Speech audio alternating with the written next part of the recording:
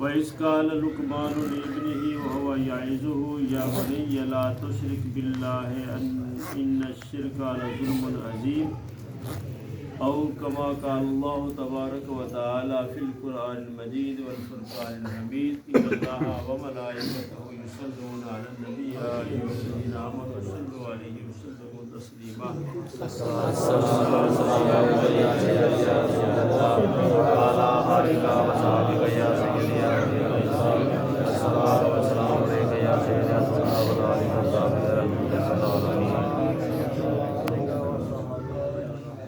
دس سے 12 منٹ تقریباً اذانوں میں باقی ہیں، یہی ٹائم ہے، تو میں سارے دوستوں سے گزارش کروں گا کہ آپ نے سبحان اللہ کہنی ہے۔ میں اللہ اور اس کے رسول کے القاب اپنی زبان پہ لانے لگا ہوں، محبت سے کہیے سبحان اللہ، سبحان اللہ، اللہ تعالیٰ سبحان اللہ، جل جلالہ سبحان اللہ، نوالہ سبحان اللہ، وحدہ لا شریک سبحان اللہ، حمد و ثنا سبحان اللہ، نامدار سبحان اللہ، سبحان اللہ، سبحان اللہ، کے سحر والے سبحان اللہ، کی زلفوں والے سبحان اللہ، بصر کی کاجل والے سبحان اللہ، اللہ کے پیارے پیارے ہاتھوں والے سبحان اللہ، تحلیق کائنات سبحان اللہ، سید عالم سبحان اللہ، بنی آدم سبحان اللہ، سید کل سبحان اللہ، تب رسل سبحان اللہ، محمد رسول اللہ صلی اللہ علیہ وسلم کی بارگاہ میں ہدیہ درود السلام پیش کرنے کے بعد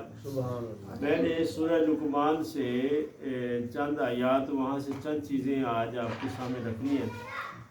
یہ جو میں نے یہاں سے تلاوت کی ہے، یہاں پہ حضرت لقمان اللہ تعالیٰ کے بہت بڑے ایک ولی اور دانشور، بڑے عقل مند اور حکماء بھی لوگ اس کو حکیم بھی آپ کو شمار کرتے ہیں، حکیم لقمان، اور انہوں نے جو اپنے بیٹے کو وصیت کی، نصیحت کی، اصلاح کی اپنے بیٹوں کی، وہ پورا رکوع ہے، تقریباً آیت نمبر 11 سے وہ شروع ہوتا ہے اور آگے آیت نمبر 22-24 تک وہ چلتا ہے۔ یہ پورے رکوع کا تذکرہ حضرت حکیم لقمان نے جو نصیحتیں کی ہے، قرآن پاک نے وہ اس کو اپنے سینے کے اندر لے کے آیا ہے، یعنی حکیم لقمان اپنے دور کے اندر ہوا اور اس کی نصیحتیں اس نے اپنے بیٹے کو کی، اور بیٹے کی اصلاح کے لیے جو باتیں کی وہ آج قرآن پاک کے سینے کے اندر موجود ہے، اور میرے آقا کی بارگاہ میں یہ قرآن پاک کی آیات آئی اور تا قیامت یہ بیان ہوتا رہے گا، ہر قاری، ہر قرآن پڑھنے والا یہ سنتا رہے گا۔ اس سے یہ بات بھی واضح ہوتی ہے، موٹی موٹی بات اس ثابت ہوتی ہے کہ بچوں کو فری نہیں چھوڑنا چاہیے، بچوں کو فری نہیں چھوڑنا۔ ٹھیک ہے جی، بچہ پڑھ رہا ہے، یونیورسٹی پڑھ رہا ہے، کالج پڑھ رہا ہے، اسکول پڑھ رہا ہے، ٹھیک ہے، معاشرے سے سیکھ جائے گا، یا اپنی مرضی سے جو دن رات اس کے مشغولات ہیں اس سے گزارا چل جائے گا، نہیں۔ اگر ایسا ہوتا تو حکیم لقمان اپنے بیٹے کو نصیحت نہ کرتا، حکیم لقمان اپنے بیٹے کو نصیحت نہ کرتا۔ اس سے واضح ہوتا ہے کہ اولاد کو ڈائریکشن دینی چاہیے، اولاد کو سیدھا راستہ بتانا چاہیے کہ بیٹا یہ سیدھا راستہ ہے، اس راستے پہ چلنا ہے۔ حکیم لقمان اپنے بیٹے کو یہ وصیت کرتا ہے کہ وَإِذْ قَالَ لُقْمَانُ لِابْنِهِ، کہ وَإِذْ قَالَ، محبوب اس زمانے کو یاد کیجیے۔ قرآن پاک کیا ہے، جہاں بھی بات ہوتی ہے میرے آقا کو پہلے لے کے آتا ہے، اس کا معنی وہ اذکر، اے محبوب اس زمانے کو یاد کریں۔ آپ تو دیکھ رہے تھے نا، ہمارا نبی وہ نبی ہے جو پہلوں کو بھی جانتا ہے، آخر والوں کو بھی جانتا ہے۔ آپ بھی جان رہا ہے کہ ہم یہاں بیٹھے ہیں بھائی شبیر صاحب کے گھر میں، اور میرے آقا جانتے ہیں۔ تو وَإِذْ قَالَ، اے محبوب آپ اس زمانے کو یاد کیجیے جب لقمان جو تھے اپنے بیٹے کو کہہ رہے تھے، وَهُوَ يَعِظُهُ، اور اس کو نصیحت کر رہے تھے، واعظ کر رہے تھے۔ یعظ کا مطلب واعظ کرنا، واعظ کا مطلب ہوتا ہے نصیحت کرنا۔ کیا کہہ رہے تھے؟ پہلی بات جو اپنے بیٹے کو سمجھائی نا، فرمایا کہ لا تشرک باللہ، اے میرے بیٹے اللہ کے ساتھ کسی کو شریک نہیں ٹھہرانا۔ اللہ کی ذات وحدہ لا شریک ہے، وہ اکیلا ہے، نہ اس کا کوئی ہمسر ہے، نہ ہی لم یلد ولم یولد، نہ ہی اس نے کسی کو جنا ہے، نہ اس سے کوئی جنا گیا ہے۔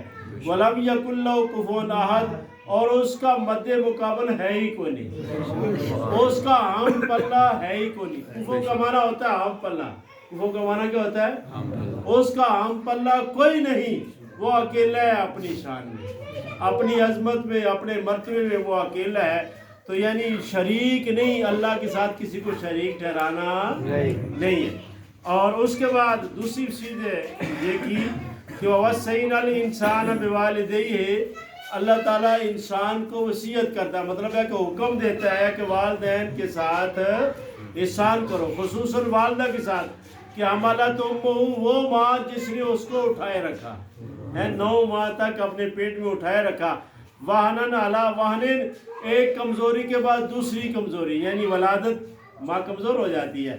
میں وہ باتیں نہیں کھولنا چاہتا۔ قرآن کہتے ہیں وَفِصَالُهُ فِي عَامَيْنِ، اور پھر 2 سال تک دودھ چھڑانا، یعنی وہ ماں جو تجھے 2 سال تک دودھ اپنی چھاتی کا پلا کر جوان کرتی رہی ہے، تو اس کے ساتھ احسان کرنا، اس کے ساتھ کیا کرنا جی؟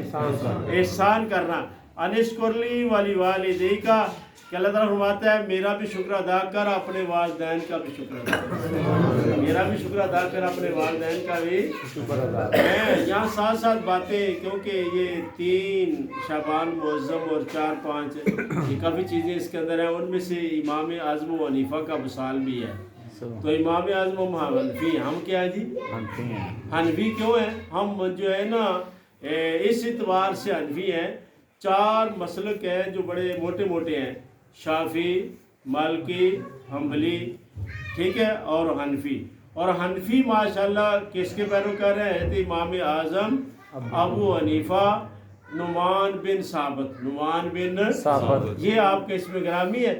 اور آپ کی ذرا ایک بات کہ آپ اپنی ماں کا ادب کیسے کرتے ہیں؟ ماں کا ادب، آپ کے دور کے اندر آپ کا ہم پلہ کوئی عالم دین نہیں، 4000 علماء کرام کے سامنے دوزانو ہو کے بیٹھے اور ان سے علم حاصل کیا، اور جب مسند میں بیٹھے تو بڑے بڑے جو ہے آپ کے سامنے آتے اور ایسے ایسے مسائل کی جن کا کوئی حل نہ ہوتا آپ بتا دیتے، لیکن جب ماں کی بات آتی تو ماں کہتی اے بیٹا مسئلہ میں نے فلاں عالم سے پوچھنا ہے۔ کس سے پوچھنا ہے جی؟ فلاں عالم سے، عبداللہ بن مبارک سے پوچھنا ہے، تو میرے ساتھ چل۔ تو آپ یہ نہ کہتے کہ مجھ سے بڑا اس علاقے میں، پورے کوفے کے علاقے میں کوئی بڑا نہیں ہے، میں سب سے بڑا عالم ہوں، نہیں، بلکہ کیا کرتے؟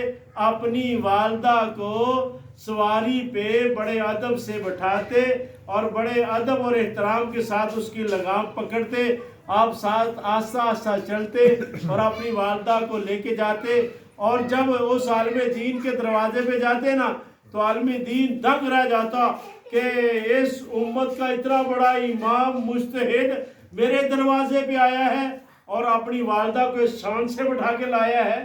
آپ کا ایک واقعہ نہیں، کئی واقعے ہیں، کبھی کسی عالم دین کے پاس آپ کی والدہ جاتی، کبھی کسی کے پاس جاتی، تو جس کے پاس بھی جاتی وہ کھڑا ہو کے استقبال کرتا، اور اس کے بعد والدہ مسئلہ پوچھتی اس عالم دین سے، اور جو ہے وہ عالم دین کہتا آپ وہ جو ہے بہت بڑے عالم ہیں، خود بتا دیتے۔ اب بعض کا تو ایسے بھی ہوا کہ امام صاحب کے پاس جب آپ کی والدہ نے مسئلہ پوچھا، جس سے مسئلہ پوچھا اس کو آتا نہیں تھا، آپ نے علیحدگی میں بلا کر امام صاحب نے اس کو مسئلہ بتایا اور کہا آپ میری ماں کو بتا دیں، اب میری ماں کو بتا دیں۔ میں یہ بتانا چاہتا ہوں کہ ہم حنفی ہیں، اور الحمدللہ اس وقت جتنے مسلمان ہیں ان مسلمانوں کے اندر سب سے زیادہ جس کے پیروکار ہیں وہ ہے حنفی۔ وہ کون ہے جی؟ اس خطے کے اندر بھی سب سے زیادہ حنفی ہیں، سب سے زیادہ حنفی ہیں۔ اور امام اعظم اپنی ماں کا ادب و احترام، حضرت امام حسن کی بات نہ کریں تو بات پوری نہیں ہوتی ہے۔ حضرت امام حسن آپ کی والدہ، ابھی نعت کے اندر سیدہ فاطمہ الزہرا کی بات ہوئی ہے، تو آپ کی والدہ فاطمہ الزہرا ہے، حضرت امام حسن جو ہے رضی اللہ تعالیٰ عنہ، آپ کی والدہ ایک روز کہتی ہے بیٹا 7-8 سال کے ہو گئے ہو، کبھی میرے ساتھ بیٹھ کے کھانا نہیں کھایا، کبھی میرے ساتھ بیٹھ کے کھانا نہیں کھایا۔ آج ہمارے بچوں کا انداز کھانے کا عجیب سا ہے، بیٹے میرے ساتھ بیٹھ کے کھانا کیوں نہیں کھاتے، کھانا لیتے ہو سیٹ پہ بیٹھ جاتے ہو، اس کی وجہ کیا ہے؟ تو بیٹا چھوٹا سا ہے حضرت امام حسن میرے آقا کے نواسے مولا علی کے بیٹے سیدہ فاطمہ الزہرا کے لختے جگر سبحان اللہ امام حسن عرض کرتے ہیں امی جان میں اس لیے آپ کے ساتھ بیٹھ کے کھانا نہیں کھاتا اس دسترخوان پہ کہ نہ جانے میں جس لقمے کو میری ماں پسند کرتی ہو، سبحان اللہ، جس لقمے کو میری ماں کھانا چاہتی ہو اور نہ جانے میں اٹھا لوں، میں اس لقمے کو اٹھا لوں اور یہ میرا دل گوارا نہیں کرتا کہ میں اپنی ماں کی یہ بے ادبی کر سکوں۔ آج کا نوجوان کس خیالوں میں لگا پھرتا ہے اور اس کا چال چلن کس طرح کا ہے، اس کی سوچ کس طرح کی ہے، ماں سے کیسے مخاطب ہوتا ہے۔ تو یعنی یہ والدین کی عزت سیکھنی ہے تو امام حسن و حسین سے سیکھو، سبحان اللہ۔ والدین کی عزت سیکھنی ہے تو امام اعظم و حنیفہ سے سیکھو۔ تو والدین کے ساتھ احسان کرنا چاہیے۔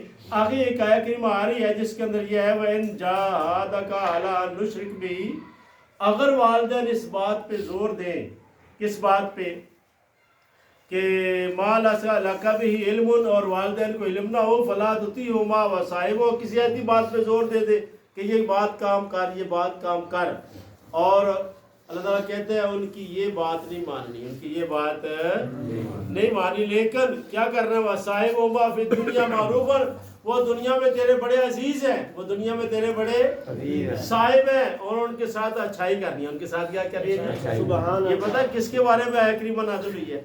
یہ کس کے بارے میں آیت کریمہ نازل ہوئی ہے؟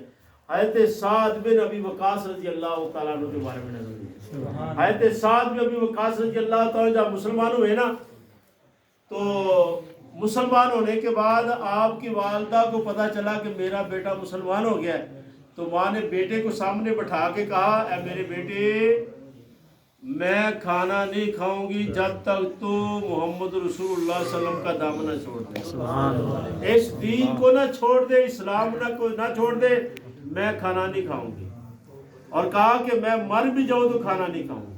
بڑی قسمیں ماں نے دی، ماں نے بھوک ہڑتال کر لی۔